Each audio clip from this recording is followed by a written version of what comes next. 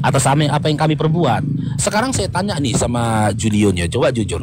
Pernahkah Yesus mencontohkan kepada kalian untuk mencium sebuah patung atau sebuah pahatan kayu? Pernah.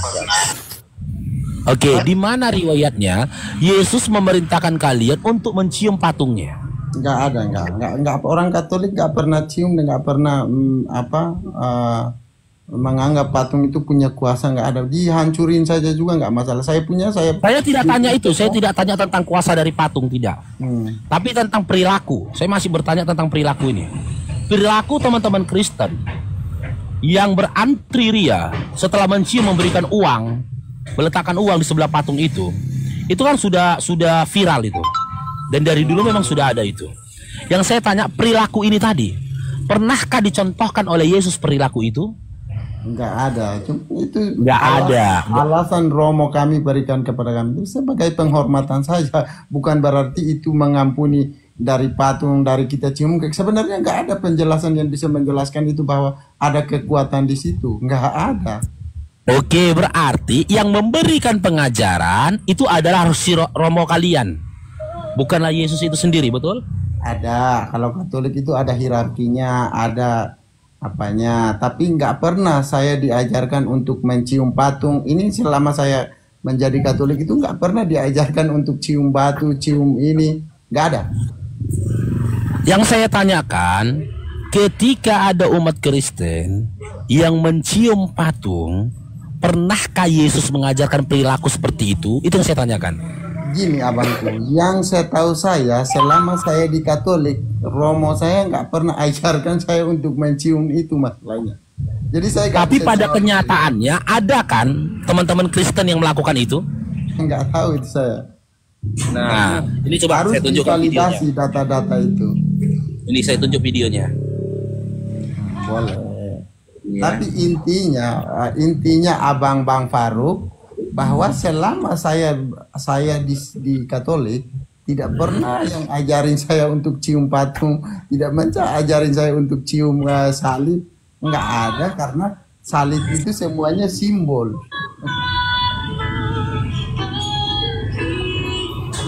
Ada ya?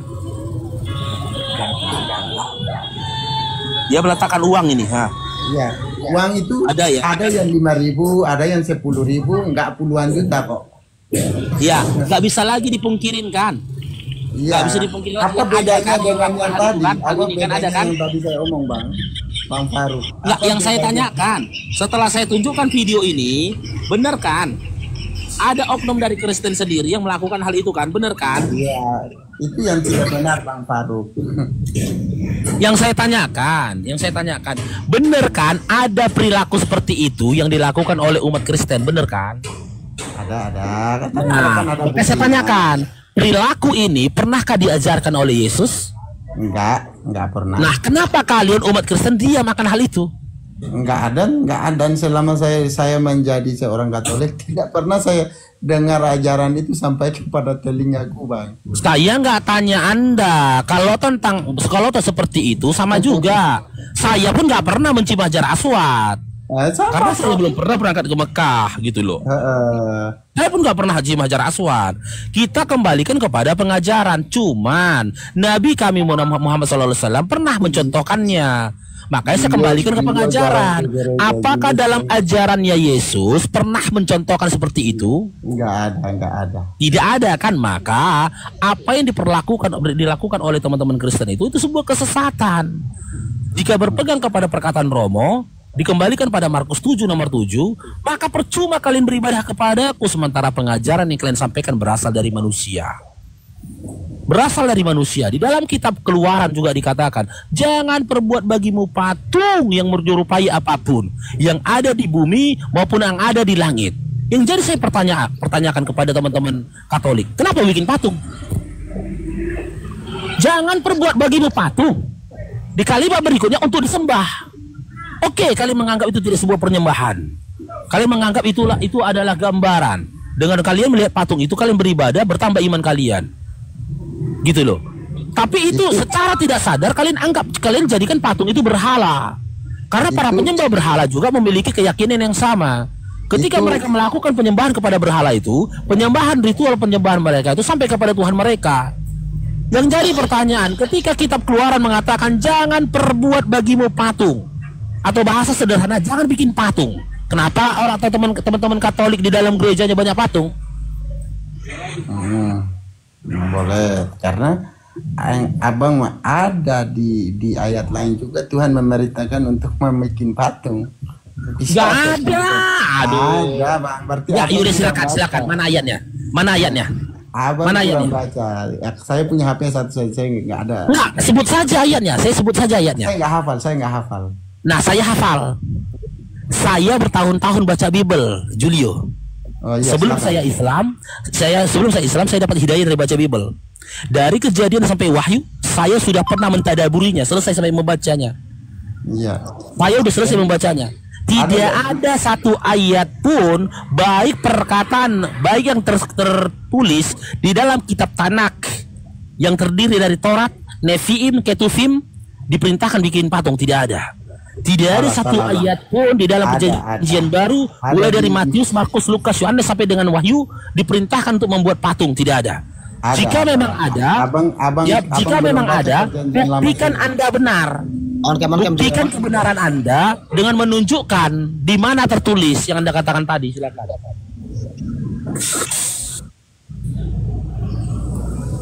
Silakan. Di mana tertulis kalian diperintahkan untuk membuat patung? Bahkan kalau tulisan dari Paulus terdiri dari 14 atau 15 kitab yang ada di Perjanjian Baru, tidak ada Paulus memerintahkan bikin patung. Tidak ada. Kitab Galatia, Efesus, Roma, apalagi Kolose, Filipi, dan Ibrani yang lainnya, tidak ada Paulus memerintahkan bikin patung. Kenapa kalian bikin patung? Itulah yang menjadi alasan kenapa lahirnya Protestan. Jadi gini, kembali kepada pengajaran. Jika memang Anda mengikuti Yesus, ikuti perkataan-perkataan Yesus. Tapi ketika Anda ingin mendengarkan perkataan Yesus di dalam Bible, yakini dulu Yesus yang mana yang Anda ikuti. Yesus anaknya Maria, Yesus yang menemui Paulus di Damsyik, ketika perjalanan di Damsyik, atau Yesus yang menemui Yohanes di Pulau Patmos. Yakini dulu diri Anda, pilah-pilah dulu Yesus mana yang Anda ikuti. Karena apa? Antara Yesus anaknya Maria dengan Yesus yang menemui Yohanes di Pulau Patmos dengan Yesus yang menemui Paulus, itu adalah sosok Yesus yang berbeda. Contoh, Yesus anak Maria, Lukas 1 nomor 31, dia seorang anak laki-laki dan tidak ada riwayat mengatakan di paha dia ada tato bertuliskan raja di atas segala raja. Kenapa Pak Yohanes ketika di Pulau Patmos tertulis dalam kitab Wahyu 19 mengatakan di pahanya Yesus ada tato bertuliskan raja di atas segala raja? Yesus mana yang ditemui? Yesus yang ditemui oleh Paulus ketika perjalanan ke Damsyik dalam bentuk cahaya. Maria gak pernah melahirkan cahaya. Sementara Yesus anaknya Maria dalam Lukas 21. Gimana? Abang bilang tidak ada diperintahkan. Ini dalam Alkitab Perjanjian Lama Tuhan memerintahkan untuk pembuatan patung dalam konteks tertentu, bukan untuk disembah, tetapi sebagai simbol atau di mana? Sarana ibadah. Itu contoh adalah patung kerub yang diperintahkan oleh Tuhan untuk membuat patung kerub. Yang saya tanya kan di mana kalian itu diperintahkan bikin patung? Tertulisnya di mana? Oke, saya carikan ayatnya ya, Bang. Ya, silakan. Aduh, Bang Julio.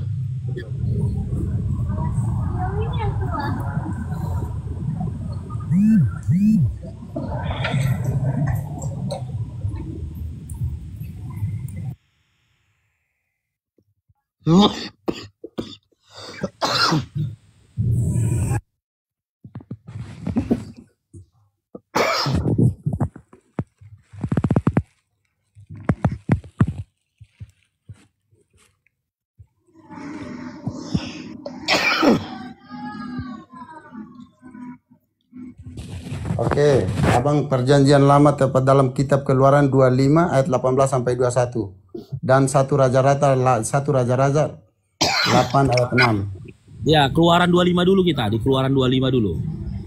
Keluaran 25 18 ayat 21. 18 Keluaran 25 ayat 18 sampai 21. Oke, sampai 21 saya baca ya. Nih. Dan haruslah kau buat 2 kerub dari emas.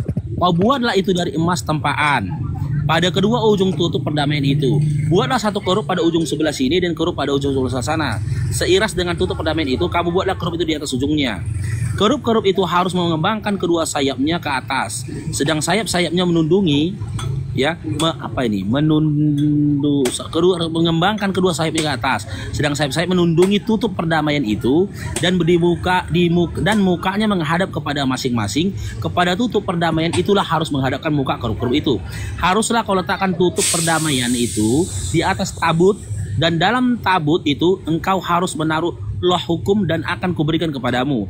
Dan di sanalah aku akan bertemu dengan engkau, dan dari atas tutup perdamaian itu, dari antara kedua kerub di atas tabut hukum itu, aku akan berbicara dengan engkau tentang segala sesuatu yang akan kuperintahkan kepadamu untuk disampaikan kepada Israel. Di mana dibikin patung ini, Pak? Kerub itu salah satu patung itu. Anda tahu nggak? Anda tahu nggak kitab Keluaran 25 ini apa?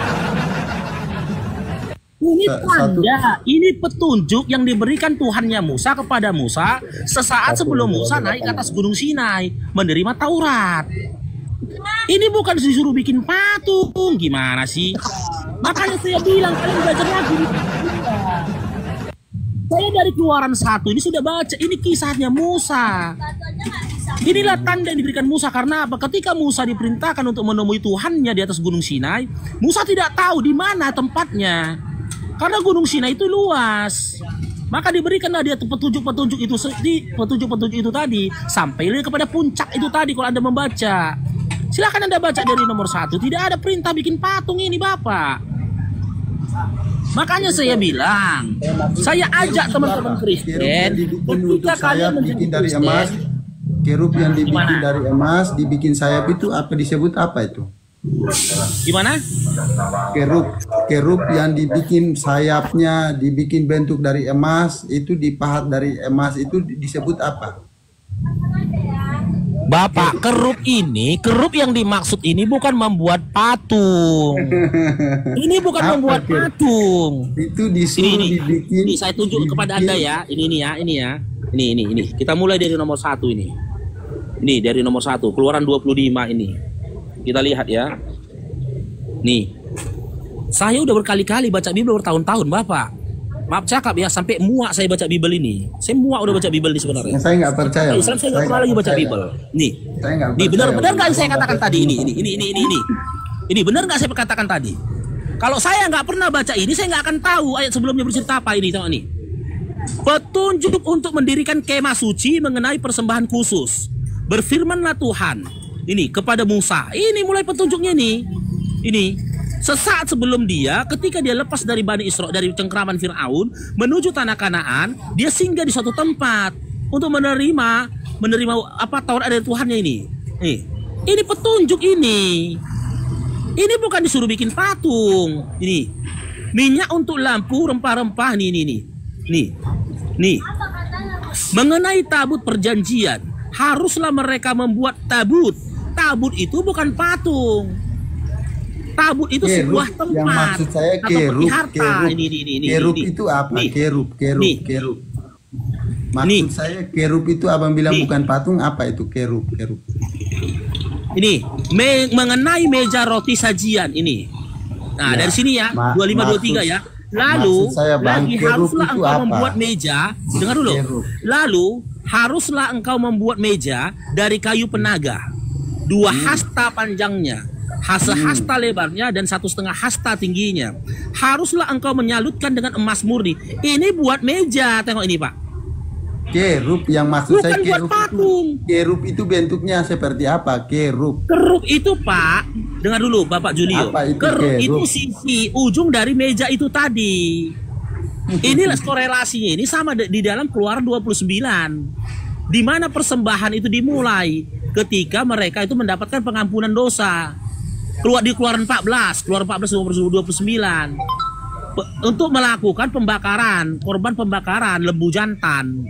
Nanti ada dagingnya yang dibakar di bawah mezbah. Ini bikin mezbah nanti ini, di atas mezbah dan di luar perkemahan.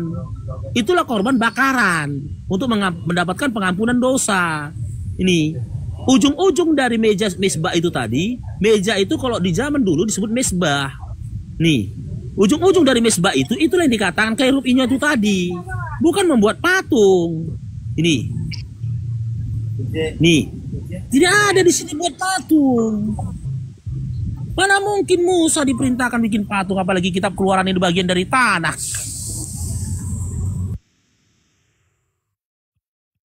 Itu apa? Ini. Pak Julio, itu apa? Ini bentuk kerub, Bang. Jadi abang jangan penipuan publik di sini, Bang. Ini bentuk yang kerub. Menggambar ini. Siapa itu? Jangan abang bilang ini bentuk kerub. Itu yang menggambar jadi, siapa? Jadi Anda lebih percaya kitab Anda atau gambar? Anda lebih percaya kitab Anda atau gambar? Kalau Anda lebih percaya gambar yang dibuat oleh manusia, sebaiknya Anda tinggalkan saja kitab Anda. Pasti orang Katolik itu menyusun sesuatu pasti ada dasarnya. Tidak ada dasarnya. Oke, kalau begitu, jika ada dasarnya, tunjukkan dasarnya. Si penggambar, kita gunakan disiplin ilmu memahaminya. Abang coba jelaskan gini, makanya tadi saya tanya, abang coba jelaskan bentuk kerub itu seperti apa. Abang tidak bisa jelaskan, itu masalahnya. Minta maaf ya, saya turun ya Bang Faruk. Makasih. Nih ya, nih saya tunjukkan lagi ayatnya ya. Dari ayatnya ini kita paham, bisa paham. Ini bukan mengenai tentang pembuatan patung ini teman ya. Loh, mana orangnya? Bentar tuh Bang, mana bentar. Dia? Bentar tuh Tulang. Hah? Bentar katanya, bentar.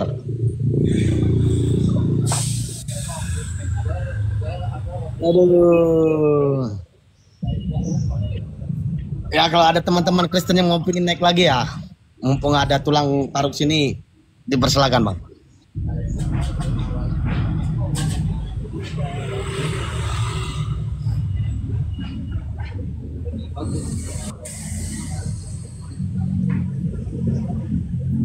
Multi aja, multi.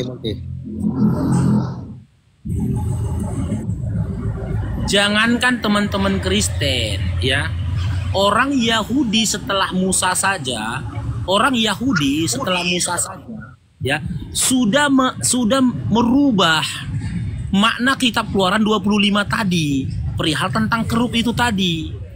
Lalu datang teman-teman Kristen sekarang percaya dengan gambar di mana gambar itu dibuat oleh orang yang berupaya untuk merubah ajarannya Musa.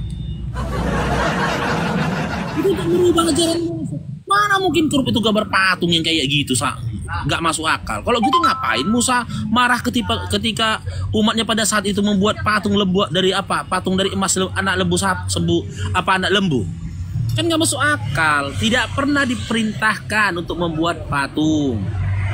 Itu kalau difahami, pembuatan meja mesbah itu tadi itu berupa aksesoris, pahatan yang dilakukan pada saat itu. Karena apa? Memang orang Yahudi ini tinggi akan seni. Orang Yahudi tinggi akan seni, harus diakui. Makanya mereka itu kalau perihal membuat patung itu luar biasa. Tapi kitab Keluaran itu bukan berbicara memerintahkan untuk membuat patung. Kalau diperintahkan buat patung, kontradiksi lah dengan kitab Keluaran 20. Nggak boleh. Sampai detik ini aja orang Yahudi sampai detik ini, makanya mereka kalau dikatakan kalian pilih mana, kalian ibadah di gereja atau di masjid, mereka pilih di masjid. Karena apa? Pantang bagi mereka. Yahudi itu dengan aturannya sangat fanatik dia. Pantang bagi mereka ada patung. Gak boleh. Pernah lagi dengar teman-teman dengar nggak orang Yahudi ketika naik pesawat? Orang Yahudi itu ketika naik pesawat, badannya ini dilapisi semua plastik. Badannya ini rabi-rabi Yahudi atau orang Yahudi yang fanatik itu, kalau dia naik pesawat, badannya dililitnya semua dengan plastik. Kalau di kita itu menjaga wudhu. Bagi mereka itu menjaga kesucian. Karena apa? Mereka yakini dan percaya ketika pesawat itu terbang, dia melintasi kuburan. Gak boleh. Yahudi melintasi kuburan aja gak boleh. Gak boleh. Kesucian mereka itu akan ternodai. Kan berapa pernah viral itu, seorang Yahudi diusir dari pesawat karena dia berupaya melilit dirinya dengan plastik. nanti dia bisa meninggal dunia di atas pesawat, dia nggak mau, jadi dia keluar gitu loh. Ada juga yang tidak se-ekstrim itu, nggak masalah bagi mereka untuk naik pesawat, melintasi kuburan, selama mereka tidak berniat atau tidak punya keinginan mendatangi kuburan. Sedangkan aturan-aturan yang seperti itu saja, yang merupakan bahagian dari syariat mereka, mereka pegang teguh. Taklah mungkin mereka mau bikin patung, mereka aja pun nggak mau beribadah di dalam gereja karena di dalam gereja itu banyak patung. Yahudi ini dikatakan pembangkang, bukan sesat, teman-teman. Di dalam surah Al-Fatihah ayat terakhir, Yahudi ini dikatakan pembangkang, dia bukan sesat. Kenapa dia pembangkang? Kalau turun perintah kepada mereka, mereka ditanya. Mereka tuh nanya kenapa. Misal Musa memerintahkan mereka sesuatu, mereka bertanya kenapa Musa? Musa memerintahkan mereka kepada mereka untuk beribadah. Kenapa Musa? Mereka kenapa? Itu pembangkangnya mereka. Begitu juga seperti tertulis dalam surah Al-Baqarah tentang penyembelihan sapi itu tadi, untuk mengetahui siapa pembunuh dari kepala suku itu tadi. Sapi yang kayak mana kami bunuh? Sapi jantan. Ini mana? Warna apa? Warna kuning kemas-emasan.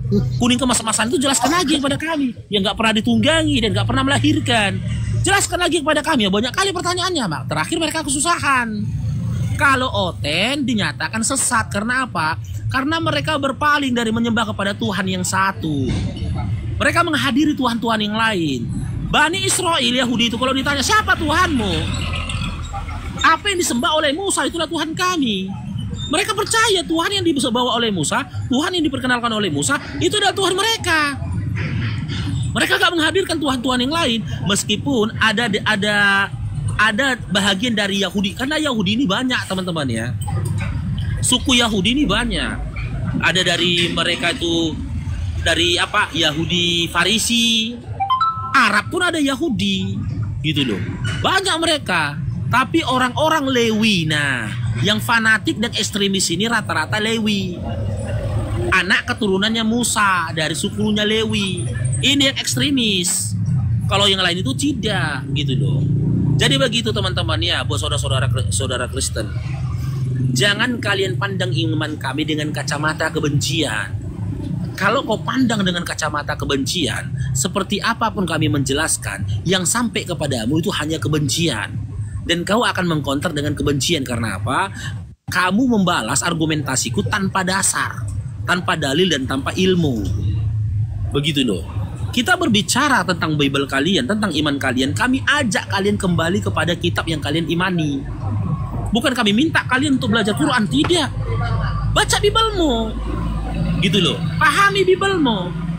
Makanya berkali-kali saya katakan, mustahil ada manusia atau teman Kristen dia baca Bible